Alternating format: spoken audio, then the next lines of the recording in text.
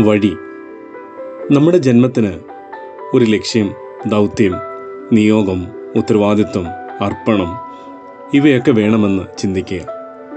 സന്ധ്യയായി, ഉഷസ്സുമായി എന്നിങ്ങനെ ഓരോ ദിവസത്തെയും ജീവിതത്തിന് പ്രാധാന്യം കൽപ്പിക്കാതെ സഞ്ചരിക്കുന്നവർ അനേകരാണ്. അവർ പലപ്പോഴും ചിന്തിക്കുന്നത് തങ്ങളുടെ ജീവിതത്തിലെ എല്ലാ വഴികളും അടഞ്ഞുപോയെന്നുള്ള ദയനീയ അവസ്ഥയിലാണ്. എന്നാൽ എല്ലാം അസ്തമിച്ചു പോയെന്ന് കരുതുന്ന വേളയിൽ അപ്രത്യക്ഷമായി കടന്നുവരുന്ന ഒരു വഴികാട്ടിയുണ്ട്. ഈ ജീവിതത്തിൽ വഴിയറിയാതെ നിൽക്കുമ്പോൾ പ്രചോദനമായി കൂടെ നിൽക്കുന്നവൻ. അതെ, വാക്കുകൾക്കതീതമായി സൗഹൃദമായി നൽവഴി കാട്ടി ഒരുവനുണ്ട്. അതാണ് നമ്മുടെ ദൈവം. കാരണം അവൻ്റെ വഴികൾ വിസ്മയകരങ്ങളാണ്. ഓർക്കുക, നിന്റെ സഞ്ചാരപഥത്തിൽ ചെങ്കടലും നിന്റെ പുറകിൽ ഫറവോനും കാണാം.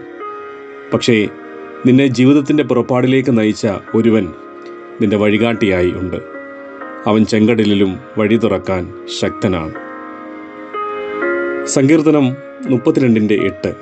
ഞാൻ നിന്നെ ഉപദേശിച്ച് നടക്കേണ്ടുന്ന വഴി നിനക്ക് കാണിച്ചു തരും.